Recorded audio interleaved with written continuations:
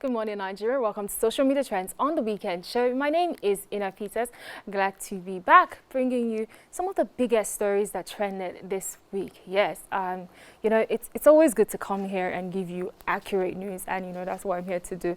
Even though I'm wrapping it up in some sort of gist style, but don't get it twisted, it's still news. All right, earlier this week, TOS TV Network reported the detriment of the Emir of Kano, Sanusi Lamido Sanusi.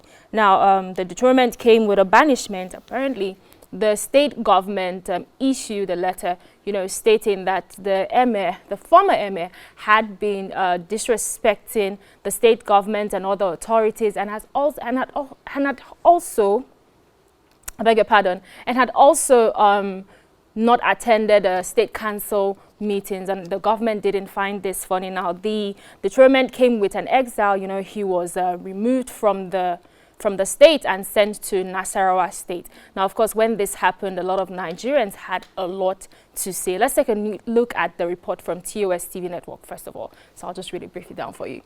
Justin Kano, state government removes Sanusi as emir. Now, the secretary of the state government, Alhaji Usman Alhaji, said the removal was with immediate effect. The emir's action violated the Part 3, Section AE of Kano state law, hence the removal. He said the removal was in line with constitution with relevant stakeholders. He said a new emir would be announced in due course. Now, a new emir has been announced, the new emir of Kano State, which is Aminu Ado Bayero. Let's take a look at some of the reactions that trailed this story. At Arafat Rogo, history has repeated itself.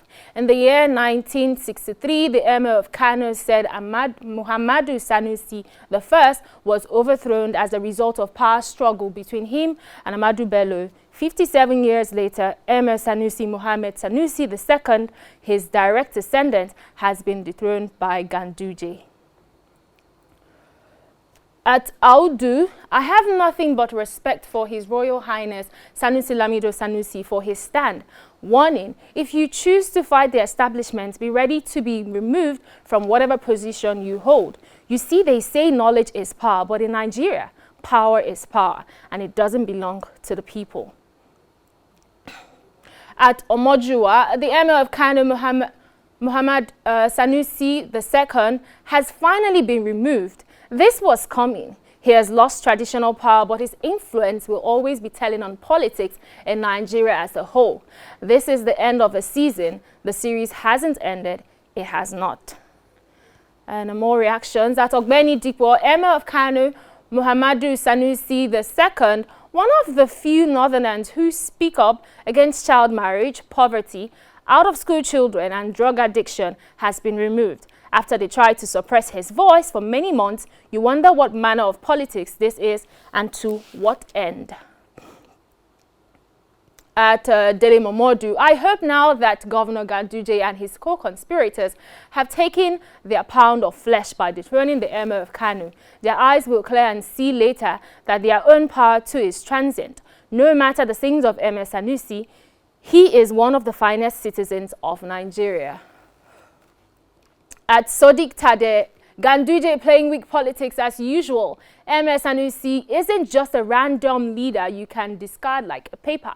Using executive power to threaten the distinct throne of Emir is beyond many. Ganduje shouldn't forget about the dollar video. We're coming back to that after 2023. At Kadira Ahmed, we know it is well with His Royal Highness Muhammadu Sanusi II, and it will always be well with him. In all things, we say Alhamdulillah. At finally, Mr. Odan's, all those who ganged up against Goodluck Jonathan with malicious lies and politically induced hatred have somewhat paid for it or still paying. Nigerians are paying the price. Political heavyweights who crossed over are paying the price. Sanusi Lamido is paying his own price. Of course, in this situation, everyone has their own opinion. But, just yesterday, an Abuja Federal High Court actually has placed a new order, stating that the former emir should no longer be confined and restricted, to Nasarawa State, just removing him from the stipulated exile that, the Kano State government had intended. So Sanusi Lamido is no longer in Nasarawa State. We did see pictures online of him in a car with the current governor of Kaduna State, leaving Nasarawa State, heading for Abuja. So that is that. But of course, the story continues, and I'm here to keep you in the know. Moving on. Now, late last year, the new coronavirus, COVID-19, took over, especially in China, and that has spread. According to Cardi B, she thought it was in China, but definitely the COVID-19 is on a world tour. Now, while some states and while some continents are now tagged, high risk, other continents, Africa, to be precise, has been considered a safe haven. No wonder the Nigerian government have been doing everything possible to make sure that even though this virus gets into Nigeria, there's a way to curb it, there's a way to control everyone, so that, it doesn't turn into, a situation that the government can no longer handle. So we've seen government officials, we've seen health officials, taking the fight, just like they did with Ebola, and it's definitely commendable. Now, the Nigerian Center for Disease Control actually released a new report, just informing Nigerians on how far they've come in terms of treating the COVID-19 coronavirus here in the country, keeping us in the know, how many persons have been infected and what they're doing so far, and the states, that they've tested certain persons that, raised the red flag. Let's take a look at that tweet from their official page on Twitter. The COVID-19 Nigeria situation report has been published for 12th March 2020. Our daily situation reports for COVID-19 provide a summary of the epidemiological situation and response activities in the country. Let's take a look at these reports down there. I'll just go quickly. COVID-19 outbreak in Nigeria situation report. This report was actually on the 12th of March. Let's move to the next slide. I'm going to point out some key figures for you. Can we have the next slide? Yeah, so for Edo State, and you see total number of screened people, Edo, you have 1, lab confirmed 0, deaths and confirmed cases 0. FCT, you have 11 persons that have been screened and lab confirmed 0. Kano, you have 1, Lagos, you have 23, Ogun, you have 4, and you have lab confirmed 2. Rivers, you have 1, Yobe 1. A total of 42 persons have been screened and a total of 2 confirmed. But of course, this is not the case, because if you're keeping tabs on the news, you would know that the health minister said the second person that tested positive before has now tested negative. So that is a good news for everyone. Let's take a look at some of the tweets just reacting to these new facts. Chukudi Ikokoli, NYSC orientation camp are very squalid. In the face of this pandemic, what protective and cautious measures are the government putting in place, considering the millions of Nigerians currently undergoing the orientation exercise? Hashtag COVID-19 Nigeria. Yeah, at Official Labour, at M. Buhari, at Garba Shehu, at Abike Dabiri, at NAS Nigeria, please, can we have all the remaining borders closed to reduce the spread of this epidemic called coronavirus? This is a question I think a lot of people will consider. At Victor Ejichi, I personally think that all COP members in camp right now should be sent home or sent to their PPA. The camping of core members in various states right now won't help the COVID-19 preventive measures we have been advocating for. At Pure Mind _, countries in the world with coronavirus cases have announced and named names, but our dear Nigeria says 2 cases have been confirmed. But of course, the ghosts affected have no names. Propaganda, even in pandemics, can only be a Nigerian thing. 600 million naira must fly. Of course, this is a reaction to the report I just read. At Adedolakpo 1, hashtag corona outbreak. So most of our politicians and celebrities traveling all over the world are fully in Nigeria. But if the reverse was the case, all of them will flee this country and blame the government for not taking care of us. Hashtag COVID-19 Nigeria. At Beningon, peace and love can reign now. We need to come together, work as a team, disconnect from all negativity. Hashtag COVID-19 Nigeria. Hashtag COVID-19. All right, so to an interesting topic. This week, on the 10th of March, we saw the Asuu Foundation launch its wage initiative. Now, this initiative was launched to assist, youth, women, and girls' empowerment. Now, the foundation launched the wage initiative with a minimum of 2.5 billion naira over the next 10 years. So the launch was, to call for the TOS decade of action. Now, of course, when this hit the internet, a lot of people started talking. The event had, a lot of stakeholders. So I'm just going to show you a slide of pictures of this particular event. Present at the event is the current Minister of Women Affairs, Dame Pauline Tallen. Also present was the former Minister of Youth and Sport, Bolaji Abdullahi. Also present was a special advisor to the president on social investment, Mayam Owais.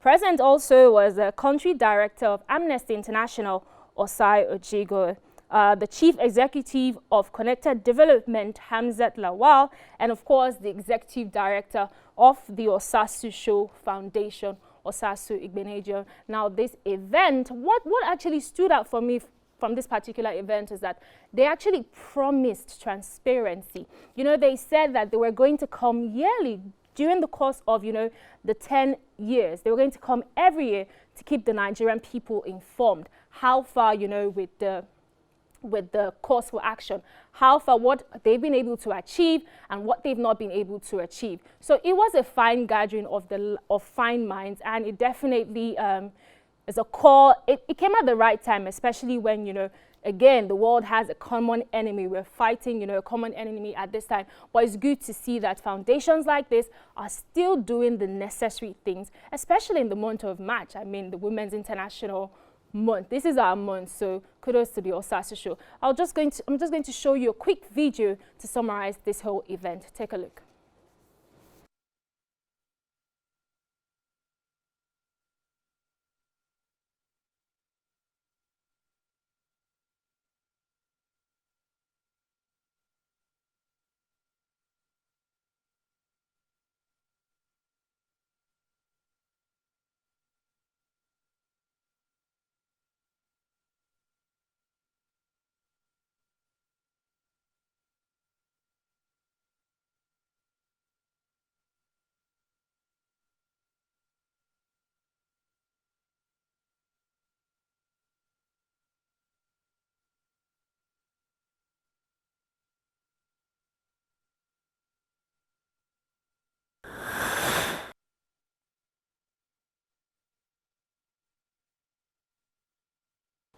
All right, I think we have the, we don't have the video. All right, moving on to the Asuu strike story. All right, we have the video, it's ready now. All right, we'll take the video. Because the issue of gender equality is both a factor and a consequence of the quality of our democracy. If the woman is in the center stage, she will help fight corruption. We never hear situations where the boy child is told, your education doesn't matter. After all, you're just a boy. We have 10 years now to plan to break those stereotypes. So this is why we're focusing on women and girls. We can achieve this. In order to change this nation, we need to work with the grassroots. I'm here to give you the necessary support and to assure you that my ministry will work with you. Because the real change that will happen can only happen when the state is leading the process. Ignoring the woman is ignoring national development.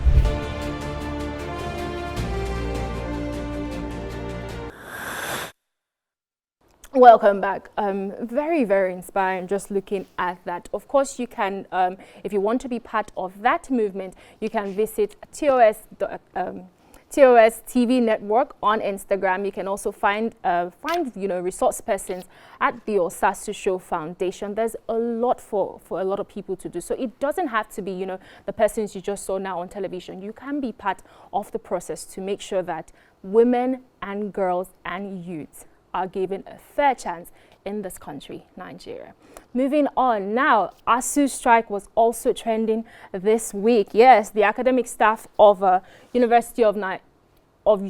Academic Staff Union of Universities, I beg your pardon, called, for a 2 weeks initial strike. Now, this is to, protest the lack of payment of their February salaries.